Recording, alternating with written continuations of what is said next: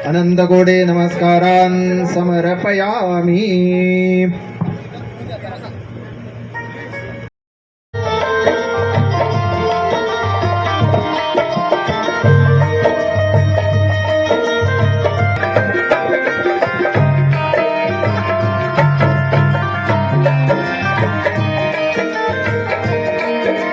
जिसने जीवन का सुख पाया, जिसने स्वामी स्वामी गाया, उसने जीवन का सुख पाया।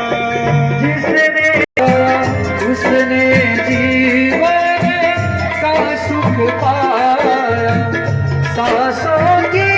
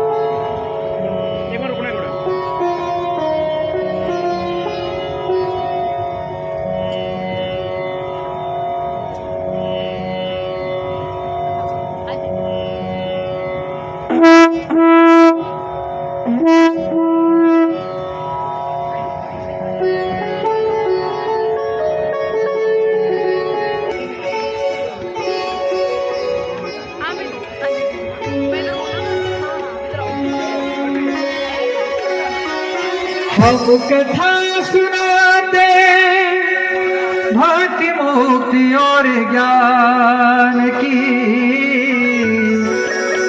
हम श्री कथा रची है स्वामी नरेंद्र प्रभु, श्री कथा रची है स्वामी नरेंद्र प्रभु। हम कथा सुनाते भक्ति मुक्ति और ज्ञान की, हम कथा सुनाते भक्ति मुक्ति और ज्ञान की, हम कथा सुनाते भक्ति मुक्ति और ज्ञान की। श्री कथा रची है स्वामी नरेंद्र प्रभु, श्री कथा रची है स्वामी नरेंद्र प्रभु, श्री कथा रची है स्वामी नरेंद्र प्रभु। जम्बूद्वीप भरत कंदे आर्यावर्ते भारत वर्ष एक नगरी है, विख्यात रत्नपुरी यही जन्मभूमि है स्वामी नरेंद्र भगवान की। हम कथा सुनाते कथा रची है स्वामी नरेंद्र प्रभु।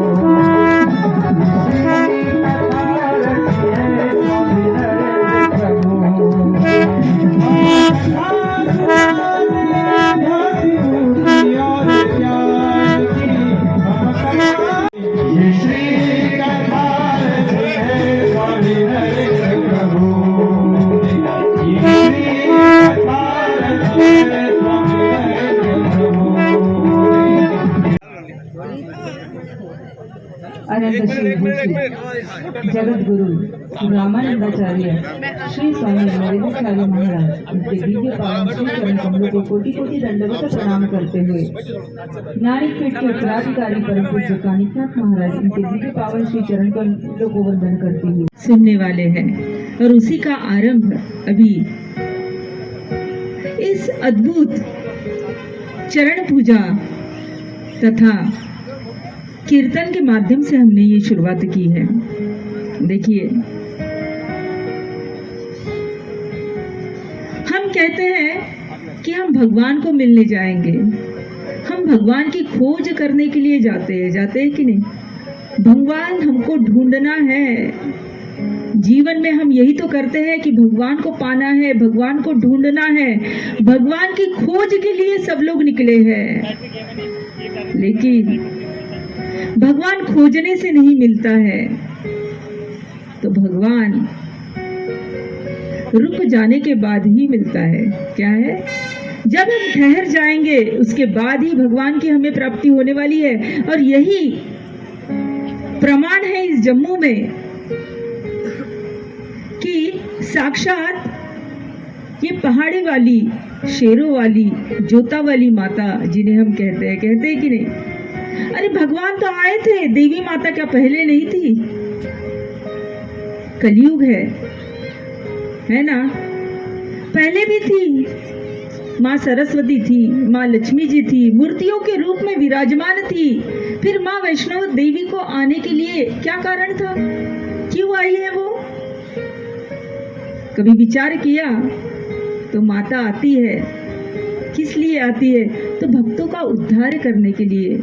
आज यहाँ कोल कंडोली मंदिर से ही बड़ा ही पवित्र स्थान है ये, बड़ा ही पावन ऐसा सी तीर्थ भूमि है ये कि जहाँ से माता रानी का उगम स्थान है। मुझे बताया गया कल जब हम लोग यहाँ पर आए तो माता रानी साक्षात यहीं से प्रकट हुई है। और धन्य है ये भूमि कि भगवान इस कलयुग में भी माता रानी के रूप में, कन्या के रूप में प्रकट हुए। और यही बताने के लिए श्री कथा है कि भगवान खोजने से नहीं मिलते हैं, तो भगवान पुकारने से मिलते हैं। कैसे मिलते हैं? तो भगवान पुकारने से मिलते हैं। आज हमारी पुकार थी, आज माता रानी भी कन्या रूप में इस धरा पर आई केवल अपने भक्तों का उद्धार करने के लिए। भगवान भाव के भूखे होते हैं, यही हमें भगवान नरेंद्राचार्य भी यही बताना चाहते हैं कि भगवान हमेशा भाव के भूखे होते हैं। उन्हें किसी बात का लेना देना नहीं होता है। आप अमीर हो, आप गरीब हो, आप युवा है, आप वृद्ध है, आप कैसे हैं, कहां से आए हैं, आप किस जाति के हैं, किस वर्ण के हैं, ये कभी भगवान नहीं देखते। और यही इस श्री कथा के माध्यम से हम जानना चाहेंगे। देखिए, इस पावन धरा पर भगवती रूपी माता ने अपना कार्य किया, अवतरित हुई, प्रकट हुई और हमारे जीवन को एक सही दिशा दिखाने का उन्होंने कार्य किया। ये श्री कथा भी यही हमें बता रही है। इस श्री कथा का प्रयोजन, अब आप कहोगे कि कथा, श्री कथा ये कुछ नया नाम है कि नहीं? आज तक हमने भागवत कथा सुनी, शिव पुराण सुने हैं कि नहीं? महाभारत की कथाएं सुनी, रामायण सुनी है, अनेक पुराणों को सुना है, लेकिन सुना है क्या है? हमने सुना है। श्रवण तो बहुत कर लिया, लेकिन श्रवण के बाद जो ग्रहण करना है वो ग्रहण कुछ तो भी करना भूल गए। और आज ये श्री कथा रूपी ये परम ज्ञान भगवती की चर्चा जो है ये इसीलिए की गई है। भगवान नरेंद्राचार्य जो मेरे पीछे आप देख रहे हैं कि महाविभूति हाथ में माला लिए और एक दिव्य मुद्रा में जो विराजमान है, जिनकी सिद्ध पादुकाएं मेरे सामने में विराजमान है, आज उन्होंने अपने जीवन के माध्यम से, अपने सिद्ध लेखनी से ये श्री कथा रूपी परम ज्ञान भगवती की चर्चा, ये हम जैसे जड़ मुड़ों का उद्धार करने के लिए उन्होंने इसकी रचना की है। कहने में आनंद होता है कि पात्रता कथाकार में नहीं है। अगर आपको ऐसा लगता है कि ये कथाकार आपको कथा सुनाएगा, तो नहीं, तो वो जो दिव्य शक्ति है जो चराचर में है, भगवान नरेंद्राचार्य रूपी परम ईश्वरीय तत्व में जो शक्ति है, उस शक्ति के माध्यम से आज मैं आपके सामने ये भगवती का चर्चा रूपी श्री कथा आपको सुना रही हूँ। इस श्री कथा का प्रयोजन यही है, 18 पुराणों का सार, केवल हमने श्रीमद् भागवत कथा सुनी है कि नहीं? लेकिन इस श्रीमद् भागवत कथा में ही वेद व्यास जी ने 18 पुराणों का सार भी दिया, जो हमने कभी भी उसे ग्रहण नहीं किया। और उसी का सार देते हुए भगवान नरेंद्राचार्य ने अपने सिद्ध लेखनी से ये श्री कथा रूपी ग्रंथ की रचना की। और इसीलिए इस कलयुग में भगवान कृष्ण ने ही द्वापर युग में अर्जुन से कहा था कि हे अर्जुन, आज के बाद मैं कभी भी इस धरती पर भगवान के रूप में नहीं आऊंगा। मैं राम बनकर आया, मैं परशुराम बनकर आया, मैं वराह रूप में आया, मैं वामन रूप में आया, मैं अनेकों रूप धारण करके इस धरती को पवित्र करने के लिए आया। लेकिन ये कलयुग है और इस कलयुग में लोग मुझे भगवान के रूप में स्वीकार नहीं करेंगे। वो केवल मूर्ति में ही मेरा साक्षात्कार करेंगे, मूर्ति में ही मेरा दर्शन करेंगे। अगर भगवान का प्रत्यक्ष सगुण रूप में अगर दर्शन करना है, सगुण रूप में अगर भगवान को जानना है, तो भगवान कहते हैं पवित्राणाय साधूनाम विनाशाय च दुष्कृता धर्म संस्थापनार्थाय संभवामि युगे युगे। अर्थात क्या कहा है कि इस धरती को पावन करने के लिए, पवित्र करने के लिए मैं कलियुग में केवल और केवल आत्मज्ञानी महापुरुष के रूप में आऊंगा। और जो भक्त, जो साधक मुझे पहचानेगा, मेरी शरण में आएगा, मैं उसी का कल्याण करूंगा। वही मेरे तत्व को, मेरे परम लक्ष्य को, मेरे परम दिव्य रूप को वो जानेगा। वो भगवतिक आनंद का वो भोक्ता बनेगा। इसीलिए आज ये श्री कथा जो है वो ईश्वर से प्रेम संबंध जोड़ने की ये श्री कथा है। क्या है इस श्री कथा का प्रयोजन? ये है कि हमें भगवान से रिश्ता जोड़ना है। क्या करना है? रिश्ता जोड़ना है। अब आप बोलोगे भगवान से रिश्ता तो भाई हमारा पहले से है, नाता तो है, लेकिन नाता निभा नहीं रहे हैं भाई, है कि नहीं?